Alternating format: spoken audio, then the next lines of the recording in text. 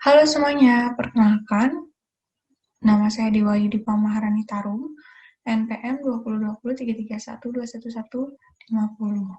Nah, pada kesempatan kali ini saya akan membahas siklus ekonomi. Nah, siklus ekonomi adalah fluktuasi dalam perekonomian yang membentuk pola ekspansi, puncak, kontraksi, dan palung. Tahapan tersebut berulang seiring waktu.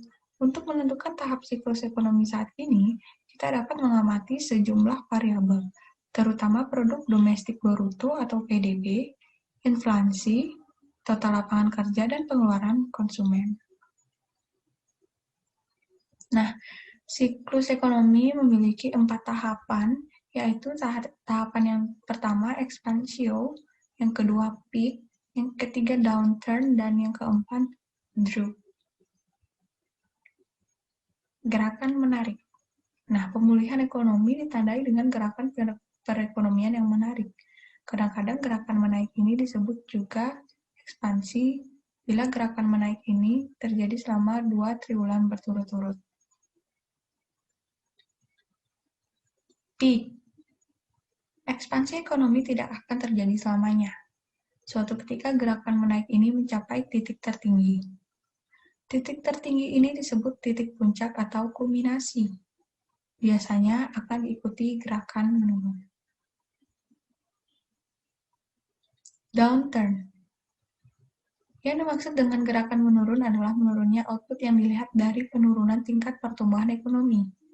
Terkadang, gerakan penurunan ini disebut resesi. Bila terjadi selama minimal 2 triwulan berturut-turut. Drew. Gerakan menurun akan berlanjut hingga mencapai titik yang paling terendah, yang disebut titik nadir. Setelah mencapai titik nadir, perekonomian akan pulih kembali dilihat dari adanya gerakan menarik.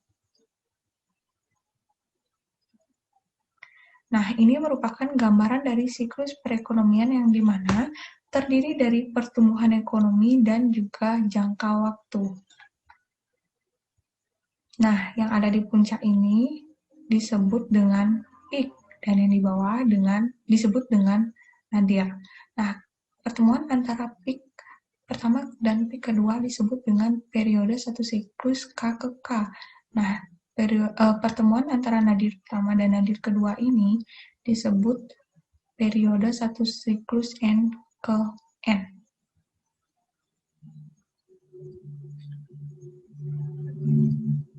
Nah, di sini saya akan menjelaskan grafik pertumbuhan ekonomi Provinsi Bali dari tahun 90 sampai 2019. Nah, tahun 93 disebut peak atau titik puncak. Setelah itu diikuti gerakan menurun pada tahun 94 dan dapat dikatakan titik terendahnya. Nah, kemudian mengalami kenaikan secara terus-menerus dari tahun 95 sampai 96 dan dapat dikatakan sebagai ekspansi. Tahun 96 dikatakan sebagai titik puncak. Setelah itu pada tahun 97 sampai 98 mengalami penurunan dan dikatakan sebagai resesi karena mengalami penurunan terus-menerus. Tahun 98 dikatakan titik terendah dari siklus perekonomian yang ini.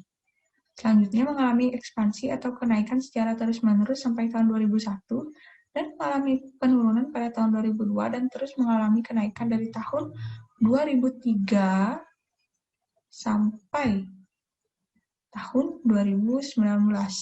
Nah, perubahannya tidak mengalami perubahan yang signifikan, namun terjadi perubahan yang sangat signifikan pada tahun 2020, bahkan lebih parah dari tahun 98. Nah, hal ini disebabkan oleh adanya pandemi COVID-19. Nah, namun pada tahun 2001 sudah mulai mengalami kenaikan. Nah, saya akan mengambil contoh kasus krisis ekonomi Cina tahun 2008. Bagi ekonomi Cina yang bergantung pada ekspor, penurunan permintaan dunia berarti risiko perlambatan di masa depan. Karena itulah pemerintah mengumumkan paket stimulus senilai USS 558 miliar atau setara dengan 8.665 triliun atau sama dengan 12% PDB di tahun 2008 yang bertujuan untuk meningkatkan proyek prasarana umum di samping perluasan moneter guna menggenjot konsumsi swasta. Di antara tahun 2007 dan 2014, Cina berhasil mengendalikan perubahan ekonomi ketika tingkat pertumbuhan turun dari 14% menjadi 7%.